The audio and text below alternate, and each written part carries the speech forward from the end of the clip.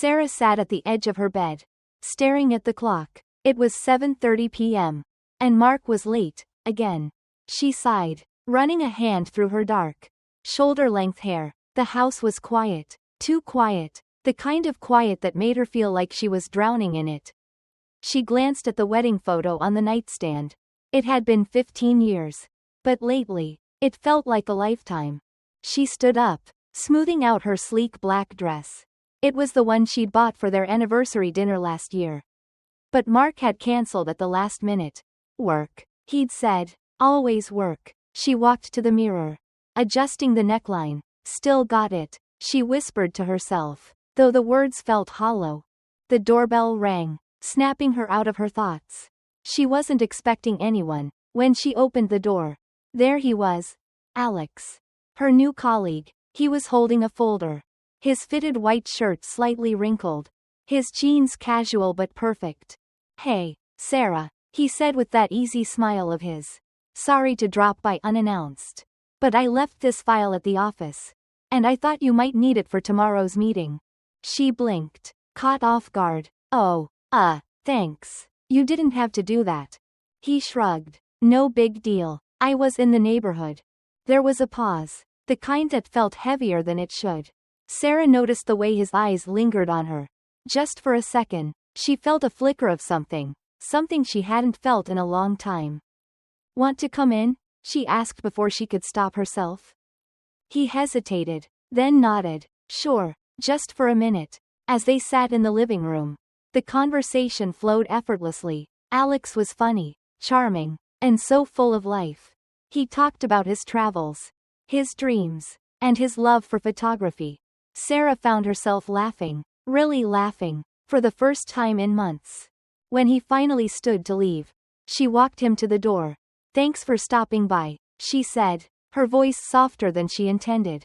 "Anytime," he replied, his gaze holding hers just a beat too long.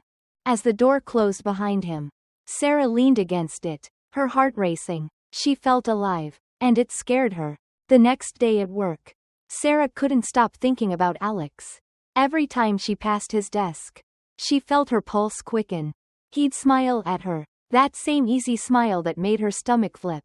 She tried to focus on her tasks, but her mind kept drifting back to their conversation the night before. Around lunchtime, Alex appeared at her office door, leaning casually against the frame. "Hey, Sarah, you busy?" She looked up, startled. "Not really. What's up?" "I was wondering if you'd like to grab lunch. There's this new place down the street I've been wanting to try." She hesitated for a moment, then nodded. "Sure, why not?" As they walked to the restaurant, Alex kept the conversation light and fun. He told her about his latest photography project, and she found herself genuinely interested. When they sat down, he leaned in slightly, his eyes locking with hers. "You know, Sarah, you're not like anyone else here." She laughed nervously. "What do you mean?" "You're real. Most people here are so caught up in their own worlds. But you actually care." The compliment caught her off guard, and she felt her cheeks flush. "Thanks, Alex. That means a lot." Over the next few weeks, their lunches became a regular thing. Sometimes it was just the two of them, other times with a group. But Sarah always felt a little thrill when Alex was around. One afternoon, as they were walking back to the office, he casually brushed his hand against hers. It was a small gesture, but it sent a jolt through her. That evening, Sarah found herself staring at her phone, debating whether to text him. She knew it was wrong, but she couldn't help it. Finally, she typed out a message. "Thanks for today. I had a great time." His reply came almost instantly. "Me too.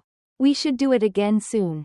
As the days turned into weeks, the line between friendship and something more began to blur. Alex started finding excuses to be near her, stopping by her office just to chat, offering to help with her projects. And Sarah? She couldn't deny the way her heart raced every time he was around. One Friday night, after a particularly stressful week, Alex suggested they grab a drink after work. Sarah agreed, telling herself it was just a friendly outing.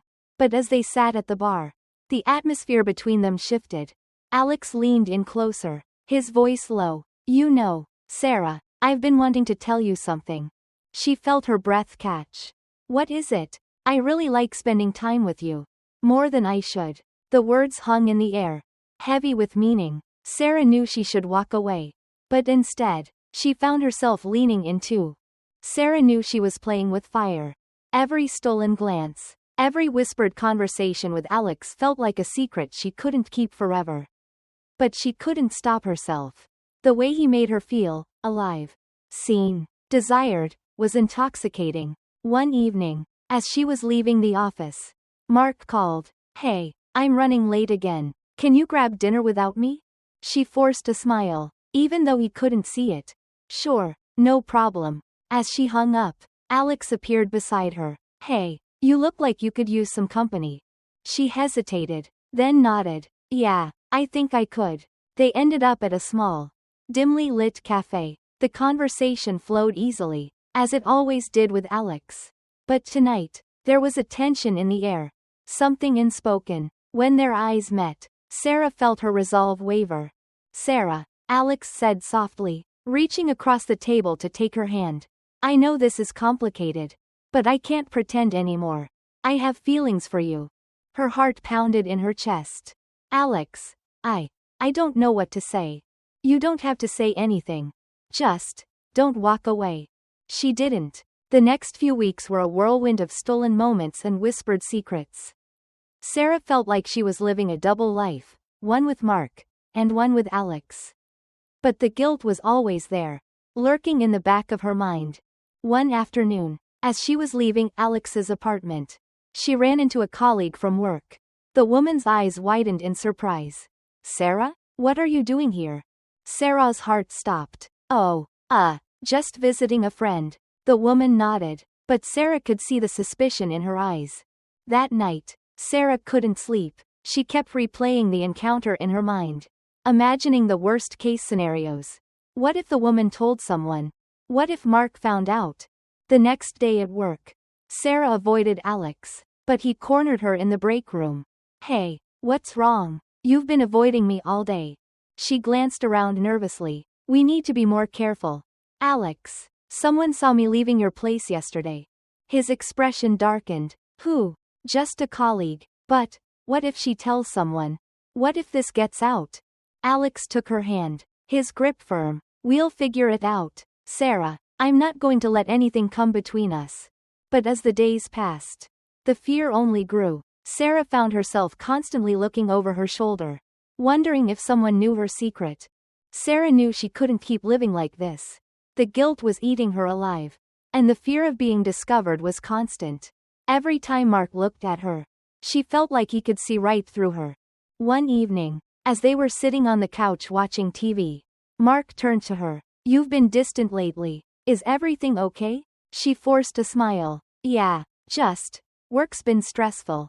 He nodded, but she could tell he didn't fully believe her. You know you can talk to me, right? Her heart ached. I know, Mark. I'm sorry. Later that night, Sarah lay in bed, staring at the ceiling. She thought about Alex, about the way he made her feel. But she also thought about Mark, about the life they'd built together. She knew she had to make a choice. The next day at work, Sarah pulled Alex aside. We need to talk. He frowned. What's wrong? I can't do this anymore. Alex, it's not fair to Mark, and it's not fair to me. I need to figure things out. Alex's expression softened. I understand, Sarah, but I want you to know. I'm here for you, no matter what. That night, Sarah sat down with Mark. There's something I need to tell you. He looked at her, concern in his eyes. What is it? She took a deep breath. I've been seeing someone else. The words hung in the air, heavy with meaning. Mark's expression went from confusion to hurt, and Sarah felt her heart break. I'm so sorry, Mark. I never wanted to hurt you. He was silent for a long moment, then nodded. I think I need some time to process this. Over the next few weeks, Sarah and Mark tried to navigate their new reality. There were tears, arguments, and moments of silence, but they also talked, really talked, for the first time in years. In the end, Sarah realized that she still loved Mark, but she also knew that their relationship would never be the same. She had to decide whether to fight for what they had or to walk away and start over.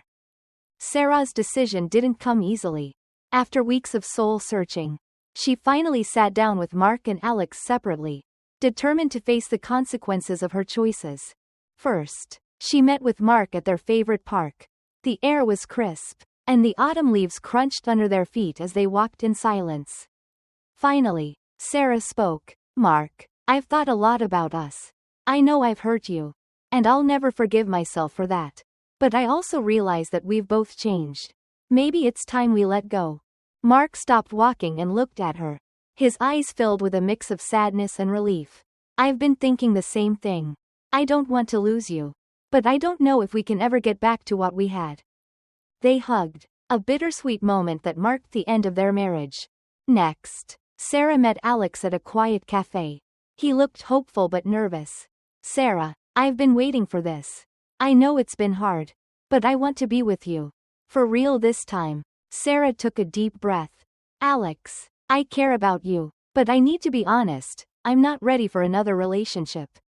I need time to figure out who I am. On my own." Alex's face fell, but he nodded. "I understand. I'll wait for you, Sarah, no matter how long it takes." But Sarah shook her head. "Don't wait. You deserve someone who can give you their whole heart. And right now, I can't." The next few months were a whirlwind of change. Sarah moved into a small apartment, started therapy, and focused on rebuilding her life.